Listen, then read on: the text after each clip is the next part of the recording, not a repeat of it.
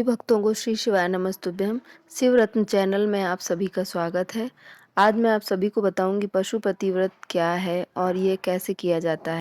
Video थोड़ा लंबा है क्योंकि इसमें मैंने संपूर्ण जानकारी देने की कोशिश की है, इसलिए इसमें पूजा की थाली कैसे तैयार करनी है, उसमें क्या क्या सामग्री रखनी है, इसकी संपूर्ण पूजा की विधि क्या है, इस व्रत में किन किन बातों का ध्यान रखना होता है, कौन सी गलतियां नहीं करनी होती हैं, प्रसाद क्या और कैसे बनाना है, किन किन बातों का ध्यान रखना है प्रसाद बनाते वक्त, दीपक का क्या महत्व है, दीपक कहाँ जलाना है, कैसे जलाना है, कितना जलाना है, सुबह की पूजा में क्या क्या ध्यान रखना है, शाम की पूजा में क्या क्या ध्यान रखना है, कौन सी गलतियां बिल्कुल नहीं करनी है, उद्यापन कैसे करना है, अगर घर में 2 लोग व्रत रहते हैं तो किन किन चीज़ों का ध्यान रखना है। इन सभी चीज़ों के बारे में मैं आपको विस्तार से एक ही वीडियो में बताऊंगी ताकि आपकी पशुपतिनाथ की पूजा विधि विधान से संपूर्ण हो और सुफल की प्राप्ति हो। वीडियो को पूरा अवश्य सुनें ताकि आपसे कोई भी मिस्टेक ना हो। तो यह व्रत 5 सोमवार करने का विधान कहा गया है, जिसमें 5वें सोमवार को उद्यापन किया जाता है। तो पहले सोमवार को जब आप व्रत शुरू करें तो सुबह से ही व्रत का संकल्प लें और श्री शिवाय नमस्तुभ्यम का जाप करें। सुबह स्नान करके आप पूजा की थाली तैयार करें, जिसमें सारा सामान जो स्क्रीन पर दिख रहा है वो रखें। जिसमें से ये सामान है जैसे कि एक जिसमें आप सारी सामग्री की थाली रखनी है। एक तांबे का लोटा लेना है, तांबे का लोटा ना हो तो पीतल का लोटा भी चलेगा, लेकिन कोशिश करें कि स्टील का लोटा ना लें और उस लोटे में जल भर लें। पंचामृत बना लें। पंचामृत बनेगा जैसे दूध, दही, घी, शक्कर और शहद मिलाकर। गंगा जल रख लें, लाल चंदन रख लें अष्टगंध वाला। शिव जी को लगाने के लिए पीला चंदन रख लें जो गणेश जी के स्थान पर और कार्तिकेय जी के स्थान पर लगेगा, और कुमकुम रख लें, रोली रख लें, सिंदूर रख लें जो अशोक सुंदरी और पार्वती जी के हस्तकमल में लगाया जाएगा। साबुत चावल रख लें, अबीर और गुलाल रख लें जो शंकर जी को चढ़ेगा, बेलपत्र रख लें, सफ़ेद फूल रख लें आंकड़े का या जो भी आपको मिल जाए, सफ़ेद रंग का फूल शंकर जी को चढ़ाने के लिए। दूर्वा रख लें जो कि शंकर जी को और गणेश जी दोनों को। शमी पत्र जो शंकर जी को बहुत प्रिय है। लाल कलर का फूल रख लें जो माताओं को चढ़ेगा। भस्म रख लें। भस्म आराम से पंसारी की दुकान में मिल जाती है, यदि मिले तो बहुत अच्छी बात है। लौंग रख लें, खड़ा मूंग रख लें, जनेऊ ना हो तो कच्चा सूत रख लें। कच्चा सूत सफ़ेद रंग का वो धागा जो वट सावित्री या फिर सोमवती अमावस्या में जो हम लपेटते हैं उसे कहते हैं। और एक कलावा रख लें वस्त्र की जगह में। एक दीपक रख लें, सुबह के टाइम में हमें एक ही दीपक रखना है। कपूर रख लें, धूप रख लें और कुछ दक्षिणा रख लें, भले ही 1 रुपया रखें, कुछ भी दक्षिणा रख लें जिससे कि जो भूल चूक हुई हो, जो सामान रह गया हो उसकी पूर्ति के लिए। जब हम शाम को पूजा करने जाएंगे तो हमें सारी सामग्री वही रखनी है, बस शाम की पूजा में हमें 6 दीपक मिट्टी के या फिर आटे के बने हुए। कोशिश करें कि आप आटे के ही दिए बनाएं। यदि आप मिट्टी के दिए रखती भी हैं तो नए खरीदें, पुराने दीपक ना जलाएं क्योंकि जले हुए दीपक पता नहीं तेल के हों या घी के हों, और तेल के दीपक में नहीं जलाना चाहिए दीपक। इसलिए आप कोशिश करें कि आप आटे का ही दीपक बनाएं जो नया रहेगा और सही भी रहेगा। तो बस ये 6 दीपक और पानी 1 लोटा, बस इतना ही सामान शाम की पूजा में रखें, बाकी सब सुबह का ही यूज करें। एक बात मैं आपसे ज़रूर कहना चाहूँगी कि ये जो जितनी भी पूजा सामग्री लिखी है, आपको लग रहा होगा कि इतनी सारी पूजा की सामग्री, तो देखिए जो आपके पास हो आप वो रखें, क्योंकि हमारे भोले बाबा तो सिर्फ 1 लोटे जल से ही बहुत प्रसन्न हो जाते हैं। ये उन लोगों के लिए है जो कर सकते हैं, आसानी से सामग्री ला सकते हैं, वो लाएं और भोले बाबा को खुश करें क्योंकि उन्हें ये सब चीज़ें पसंद हैं। पर यदि आपको कोई सामग्री नहीं मिल पा रही तो बिल्कुल भी परेशान ना हो, आपके पास जो हो वो पूजा में रख लें। बस इस व्रत में मूलतः सबसे ज़रूरी जो चीज़ें हैं वो हैं 6 दीपक जो शाम में चाहिए होते हैं, और प्रसाद जो घर में ही बनाया जाता है, कुछ मीठे का प्रसाद खुद से बनाया जाता है, उसका ज़्यादा महत्व है। का ध्यान अवश्य रखें कि जो पूजा की थाली आप तैयार करेंगी वो सुबह ही आप दोनों टाइम की पूजा का सामग्री रखेंगी। आप दोबारा शाम को कोई भी सामग्री उसमें नहीं रख सकती हैं। शाम की सामग्री में आप क्या करेंगी, आपको सिर्फ 6 दीपक आटे के या मिट्टी के जो भी आपने बनाए हैं वो और बिना जले हुए रखकर आपको ले जाना है।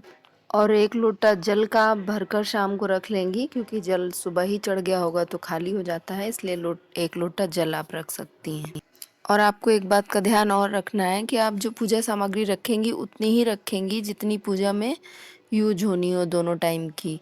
कुछ भी आप एक्स्ट्रा नहीं रखेंगी। जैसे आपने बेल पत्र या शमी पत्र रखा, वो भी आप सुबह ही उतना रख लेंगी जो शाम के लिए भी आपको चढ़ाना हो। सारी पूजा सामग्री लेने के बाद आप मंदिर जाएं।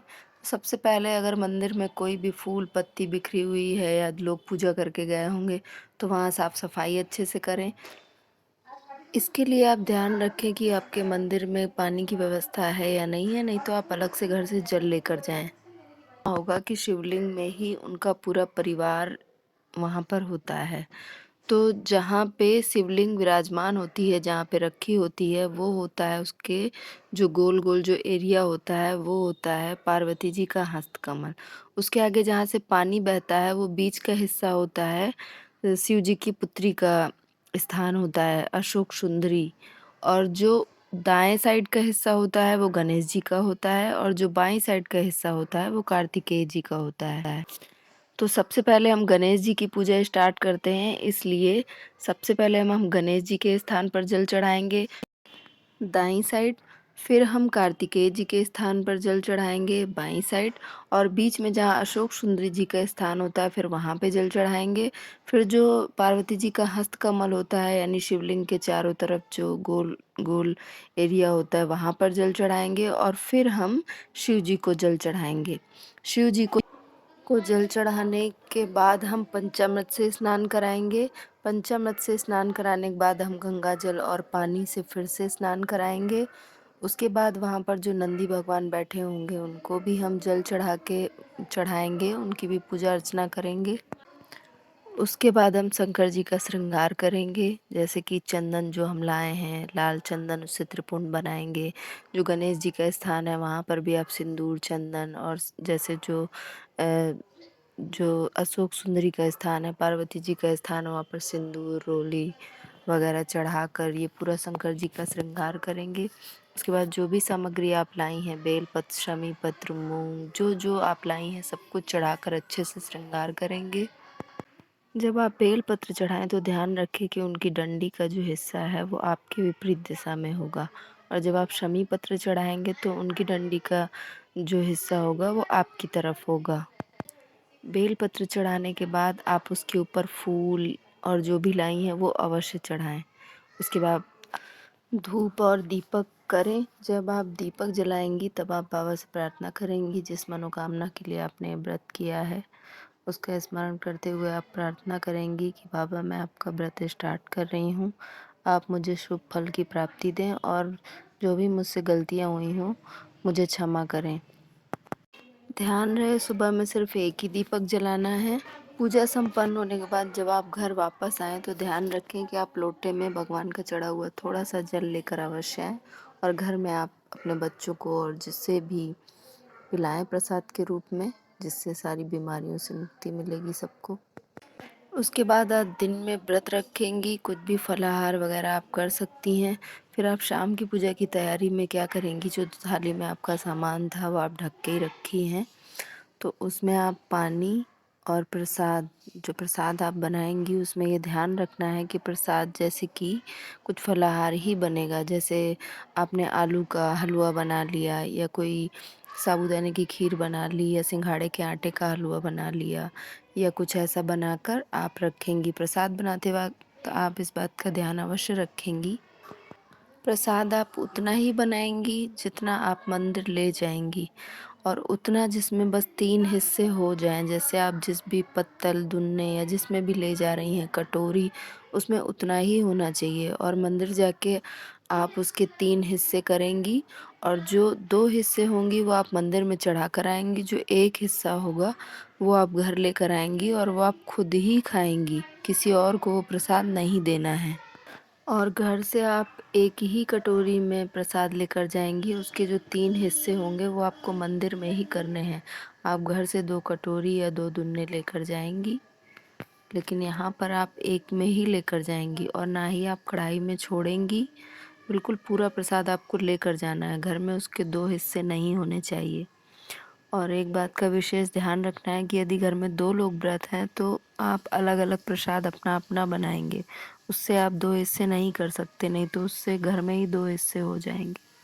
घर में जो दूसरा व्यक्ति व्रत है उसको अपने प्रसाद के लिए अलग बर्तन यूज करना पड़ेगा।